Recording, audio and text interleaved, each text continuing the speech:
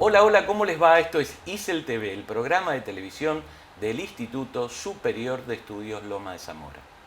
A propósito del virus del Zika, hace un par de semanas leí una expresión que me dejó pensando.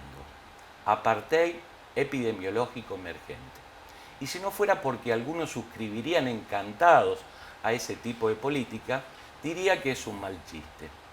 Para saber algo de todo lo que nos sucede con esta epidemia, es que invitamos al doctor Marcio Alasraqui. Me cuesta tu nombre.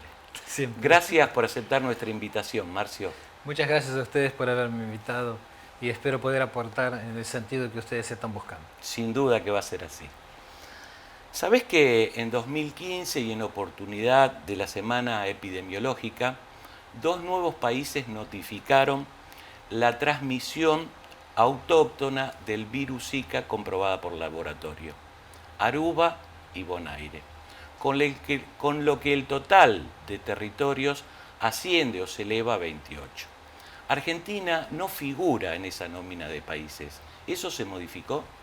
Bueno, actualmente y basado en el Boletín Integral de Vigilancia Epidemiológica de esta semana, uno puede ver que Argentina tiene notificado un caso autóctono de virus de Zika, que es un caso en la provincia de Córdoba y que aparentemente, por la investigación que se hizo, fue un caso transmitido por vía sexual. Ahora, como bien usted dice, es una epidemia que es transmitida a través de un vector, que es el mosquito Aedes aegypti, y atrás de ella también existen otros virus que son transmitidos, de quizás mayor magnitud epidemiológica. Entonces ustedes tienen el virus del chikungunya, y también el del dengue. Casos autóctonos del chikungunya, nosotros tenemos en la Argentina aproximadamente 84 en esta semana epidemiológica, el acumulado de semanas epidemiológicas desde el principio del año. Y ahora comento un poco más sobre eso. Y por otro lado tenemos el virus del dengue, en donde nosotros tenemos notificados casos confirmados, aproximadamente 18.000 casos, que también producen enfermedades que tienen distintas características una de la otra, pero básicamente todas son transmitidas por este vector, que es este tipo de mosquito. Cuando yo le planteo el tema de semana epidemiológica, es una cuestión técnica, y hago la aclaración por si fuera necesaria, que lo que se hace en vigilancia epidemiológica de este tipo de enfermedades, es dividir el año por semanas. Entonces uno lo que hace es contar en la semana cuántos casos existieron, y se hacen distintos indicadores en función a eso. En este caso, lo que yo les estoy actualizando es en función de semanas epidemiológicas, hasta la semana epidemiológica 11 o 12, en función de qué es lo que estamos hablando. En la semana epidemiológica 8 fue el que se detectó este caso autóctono de virus de Zika que usted mencionó en primer término. Hiciste mención a los vectores. Además de la migración de mosquitos, ¿inciden en las enfermedades transmitidas por vectores las temperaturas y los regímenes de lluvias? Sin duda que sí. Eso es muy importante. Es decir, tanto la temperatura como el ritmo de lluvias, es decir, las temperaturas relativamente altas y el ritmo de lluvias más húmedo, favorecen la reproducción tanto del mosquito como del virus, ¿no? Porque lo que hace el mosquito es transmitir el virus a través de la picadura. Principalmente, esto está limitado a los mosquitos hembras, que son hematófagos, porque lo necesitan para el ciclo de reproducción que tienen de sus progenies, ¿no? Cuando, me gustaría saber, cuando una epidemia se declara, las acciones se despliegan. ¿Es correcto pensar que la estrategia de defensa sigue el ciclo de vida del mosquito o de la epidemia? Podemos decir que en cierto general, sentido, ¿no? sigue el ciclo de la epidemia, es decir, la epidemia empieza a, entre comillas, a mandar en las acciones que uno hace. Las acciones que uno hace son una serie de acciones que están pautadas, que tienen que ver con distintas cuestiones de atención, ¿no?, a la salud, que tienen que ver con prevención, promoción y protección de la salud. Entonces, en general se manejan así, específicas para cada una de las enfermedades que uno está trabajando. En este caso, sí, de alguna forma la epidemia empieza a mandar, entonces uno empieza a hacer una serie de acciones para enfrentar a la epidemia. Y hay de distintos tipos. Una de las más conocidas y las más propagandizadas es la cuestión de la eliminación del mosquito, la eliminación de las larvas a través de distintos productos que son larvicidas o que matan al mosquito. Escuchándote, se me ocurre si es posible hacer una lectura retrospectiva, si ubicados hoy, identificar cuándo y por qué se inicia la epidemia. Bueno, existen varias teorías respecto a por qué se produjo o por qué se produce la epidemia, ¿no?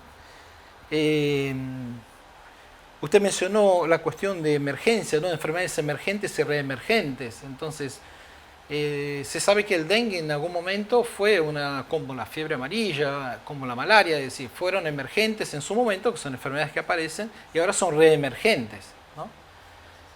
Es decir, actualmente existen dos tipos de enfermedades emergentes, que son las que surgen nuevas, y las reemergentes, que alguna vez fueron erradicadas y que ahora vuelven a surgir, y el dengue está dentro de esas. Entonces, cuando uno piensa cuáles son las características que favorecen la reproducción del vector, del mosquito, y la transmisibilidad, existen varias. Entonces, como usted ha planteado en principio que la temperatura y el régimen de lluvias tienen que ver, hay varios artículos que están escritos en relación a eso, también tienen mucho que ver, según algunos autores, las condiciones sociales. ¿Qué otro te iba a preguntar se puede agregar a estas? Exactamente, las causas están ligadas, además de las cuestiones que tienen que ver con el clima, porque que tiene que ver con el clima, se sabe, y hay una franja, si uno mira un mapa mundio, uno ve una franja alrededor del trópico de 35 grados al norte y al sur, hay una franja que inicialmente empezó en los países del sudeste asiático y que emigró de alguna forma a América Latina. América Latina es la región que produce más de la mitad de los casos de dengue, por ejemplo, actualmente, entonces es un problema de salud importante. Ahora, condiciones, hay muchas condiciones, entonces existen condiciones que se llaman condiciones más sociales, que es la determinación social del proceso de salud-enfermedad. En esas determinaciones sociales tienen que ver los movimientos migratorios, tienen que ver las condiciones de vida de las poblaciones, tienen que ver el ritmo de producción de determinados materiales, la industria, qué es lo que la industria produce, y todas estas cuestiones están relacionadas con el surgimiento o el resurgimiento en realidad de la epidemia de dengue. Por ejemplo, en relación a la migración, todos sabemos que existe, desde las décadas de 60, existe un movimiento muy grande rural hacia las ciudades. De hecho, América Latina tiene un gran porcentaje de su población que vive en ciudades, no vive más en el campo. Argentina, por ejemplo, tiene aproximadamente el 90% de la población que vive en ciudades. Más chicas, más grandes, pero que viven en ciudades, en conglomerados urbanos. Entonces, todas estas cuestiones, esa migración a las ciudades, las condiciones de vida, las viviendas que están el casco urbano de la ciudad, hacen que determinadas cuestiones sean favorecedoras a la vida del mosquito, al ciclo de vida del mosquito. Por ejemplo, el mosquito que nosotros estamos hablando, la Aedes aegypti, es un mosquito domiciliario o peridomiciliario, es decir, vive en esas condiciones. Entonces, hay varias condiciones que hacen que se multipliquen. Por ejemplo, cuando nosotros observamos la cuestión de la producción industrial, nosotros vemos que actualmente existe una producción inmensa de receptáculos en forma de plásticos, en forma de latas y otras formas, que a veces están dispersos, están de alguna forma poluyendo las determinadas partes de la ciudad, así como la industria automotriz tiene una cantidad de neumáticos muy grande, y esa cantidad de neumáticos, a veces deshacerse de esos neumáticos no es tan fácil, también son lugares para el criadero de mosquitos. Eso se suma a algunas cuestiones que tienen que ver con las condiciones ambientales de determinados sectores de la población, que tienen que ver con el acceso al agua. El acceso al agua también es algo muy importante. El acceso a la agua potable, a agua limpia, y el acceso a la eliminación adecuada de las excretas. Todas estas condiciones hacen que los mosquitos tengan una mayor capacidad de reproducción y una mayor expansión, sumado a otras cuestiones que tienen que ver con la velocidad y la posibilidad de las comunicaciones. Es decir, una persona que viaja de un lugar a otro del planeta, si está infectado con el virus del Zika o el virus del dengue, la transmite yendo de un lugar a otro muchos kilómetros solamente en pocas horas. Y puede, de ahí ese ser un nuevo foco para, si existe el vector, producir nuevos casos. Vimos por este medio, la televisión, imágenes de jardines y otros espacios abiertos donde el mosquito se puede desarrollar. Pero antes de ahora, cualquiera que haya circulado por el conurbano habrá apreciado la deuda pendiente que tenemos en el tema de materia sanitaria. ¿Alcanza la coordinación de las acciones individuales y del Estado, alcanzan? Bueno, estamos en aumento del número de casos. Si uno mira algunas otras experiencias, como la experiencia de Brasil, vienen tratando de enfrentar a la epidemia y sin embargo no están logrando muy buenos resultados, como es de público conocimiento, incluso por declaraciones de altos cargos políticos en Brasil, ¿no? Es decir, hay serias dificultades, porque obviamente que está relacionado esto con condiciones de vida. Entonces, a veces en el momento de la epidemia, lo que se hace es hacer recomendaciones que son más a nivel individual. Es cierto que el mosquito es domiciliario o peridomiciliario. Entonces es cierto que hay que hacer la descacharrización, es cierto que hay que eliminar los recipientes que tienen contenido con agua que se puede reproducir el mosquito. Eso, todas cuestiones son ciertas, no es que no sean. Eliminar las larvas, son cuestiones que son correctas. De todos modos, eso es de alguna forma, es culpabilizar a la víctima. Es decir, algunos sectores es difícil de hacer eso. Es decir, los sectores menos favorecidos, los sectores donde necesitan acumular agua, que no tienen agua que llega dentro de su casa. Es decir, hay un informe de Leo Heller de las Naciones Unidas que plantea que 100 millones de personas no tienen acceso a agua en América Latina. Y 70 millones no tienen acceso en su casa a agua a través de canillas, entonces, o al terreno donde vive. Entonces, existen una serie de condiciones que favorecen, ¿no?, a la proliferación del mosquito y que deben ser combatidas no solo por la acción individual, sino también por la acción del Estado. Porque obviamente, como venía planteando desde el principio, el Estado tiene una función en políticas de saneamiento, en políticas de producción, de eliminación de basura, de excretas.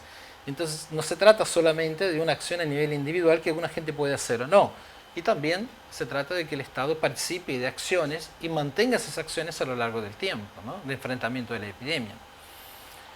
Es muy interesante también que cuando uno observa estas acciones, incluso con otros sectores más favorecidos, hay varios estudios que plantean que por más que uno mantenga un nivel de información y un nivel de movilización social a las personas, concientizándolas de la necesidad de no tener recipientes con agua en sus casas, estancada, etc., aparentemente eso sirve en un determinado momento, pero debido a las costumbres, a los modos de vida de las personas, a cuestiones culturales, eso no se sostiene a lo largo del tiempo. Entonces rápidamente, una vez que pasó el episodio, vuelve nuevamente a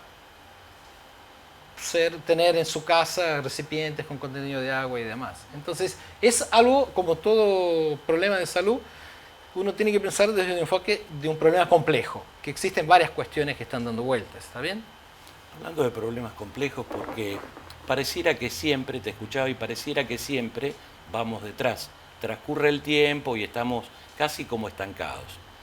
Entonces, te pregunto si tiene sentido fumigar en zonas donde el mosquito no está, no existe. Y si no lo tiene, y si es de utilidad, que aquellas poblaciones que no están infectadas conozcan de la existencia del virus o que el virus existe y cómo se lo combate. Bien.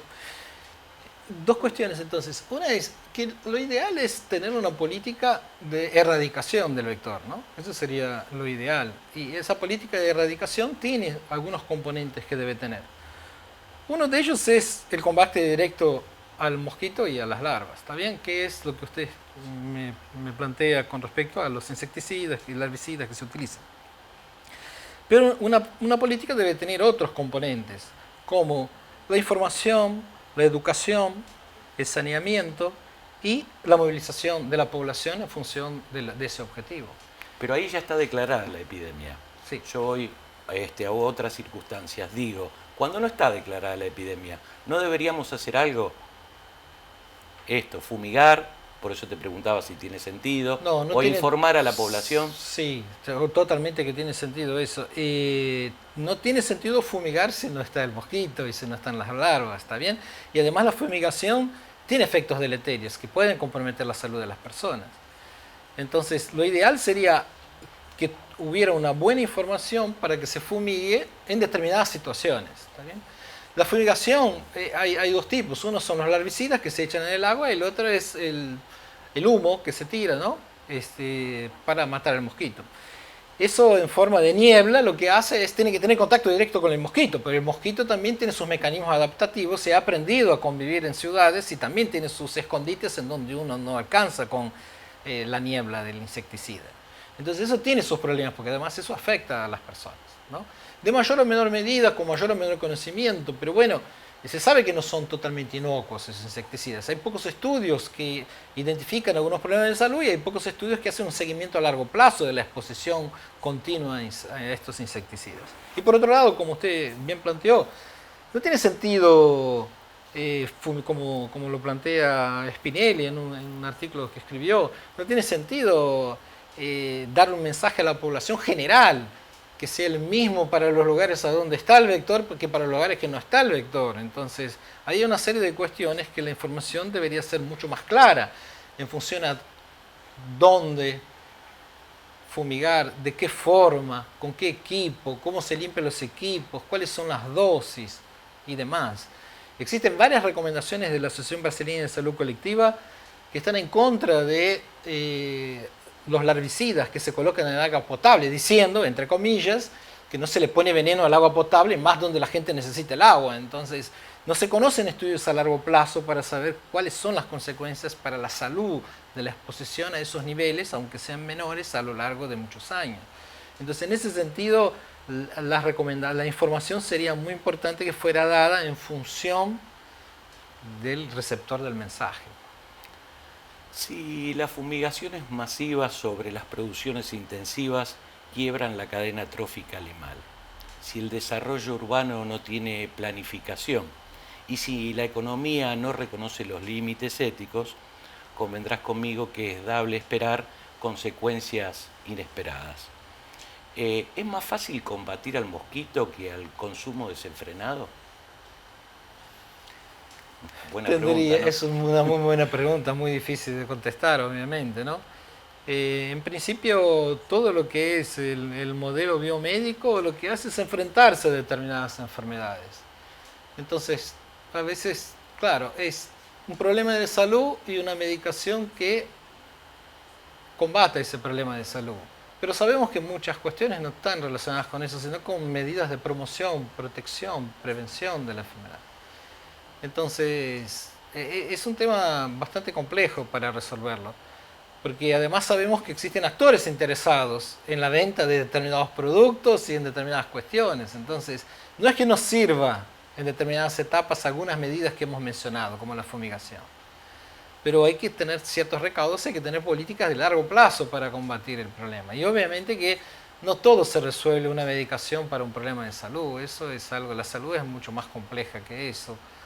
Me sonrío porque recordaba que uno de los objetivos de la Secretaría de Salud, bajo la dirección de Ramón Carrillo, era los aspectos higiénicos sanitarios en el suministro de aguas y de cloacas. Han pasado, este objetivo es de 1946 y creo que todavía no lo hemos cumplido, ¿verdad? Sí, es cierto que hubo avances, pero también hubo retrocesos, obviamente, en algunos aspectos, como en los aspectos así sanitarios, en algunos conjuntos poblacionales.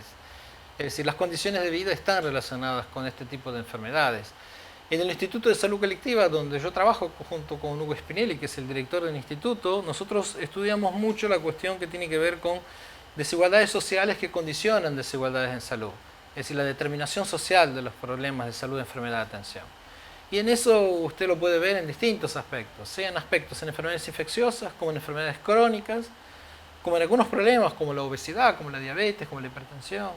Uno lo ve que los sectores menos favorecidos en general tienen más, son más propensos a todos los problemas. Es ¿Y decir, cuál es la relación? Antes se relacionaba que la enfermedad cardiovascular era la enfermedad de los empresarios, de los gestores a nivel alto, pero se sabe, y tenemos algunos artículos publicados con Spinelli, en donde se ve que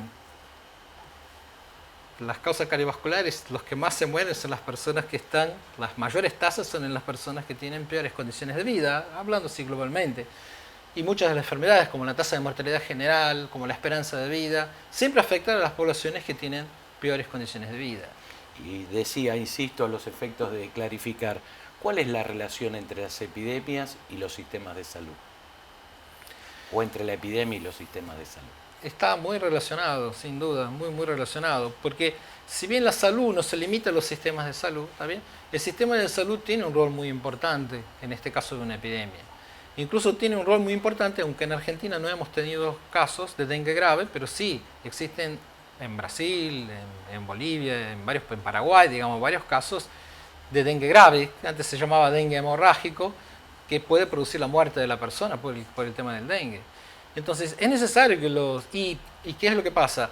Las personas tienen síntomas, ¿qué son síntomas? Fiebre alta, dolor abdominal, puede tener distintas cuestiones, pero si uno lo detecta de forma precoz, si el sistema de salud lo detecta de forma precoz y lo trata, uno puede evitar la muerte de esos casos. Pero muchas veces lo que sucede es que no es así. También cuando nosotros estamos hablando de los sistemas, nosotros sabemos que el sistema de salud argentino está dividido en varios subsectores, que es el subsector público, de obra social, y el sector privado, el subsector privado. Entonces también sabemos que las denuncias epidemiológicas de la vigilancia epidemiológica se hacen básicamente con información del sector público y menos con información de los otros sectores, subsectores, que sería importante tener para tener las medidas más adecuadas. Entonces hay una serie de cuestiones que son muy complejas dentro de la epidemia, en donde los servicios podrían jugar de forma muy importante. Por ejemplo, depende de los serotipos de virus que esté circulando, del dengue, por ejemplo, hay 4 serotipos que circulan. En Argentina básicamente es el serotipo 1, pero la interrelación entre estos, una de las teorías es que son los que producen las causas graves.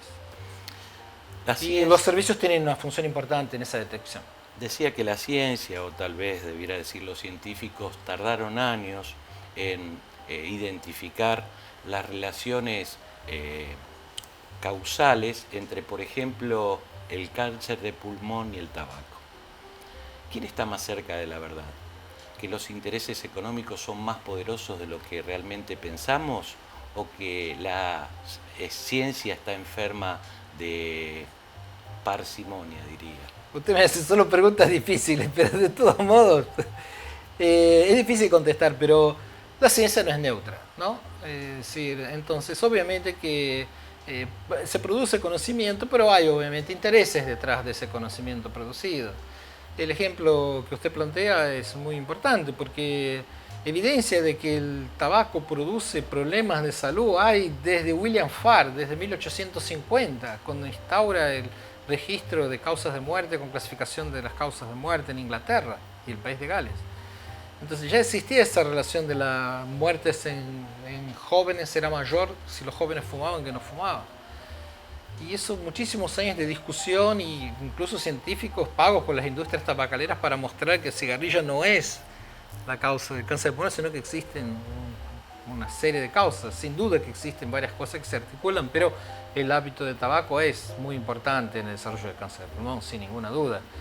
Y como usted planteó bien también, muy bien, a mi punto de vista, es que existen intereses y esos intereses tienen que ver, por ejemplo, la Argentina fue uno de los países que por último aceptó las leyes de más restricción de la propaganda del tabaco, porque además tiene industria tabacalera, etcétera, en su territorio. Entonces, obviamente que a veces no son decisiones muy fáciles de tomar porque existen intereses dando vueltas, como existen intereses de la industria farmacéutica en la producción de determinados tipos de fármacos, entre ellos también determinados tipos de insecticidas y larvicidas, como se ha planteado hace un rato.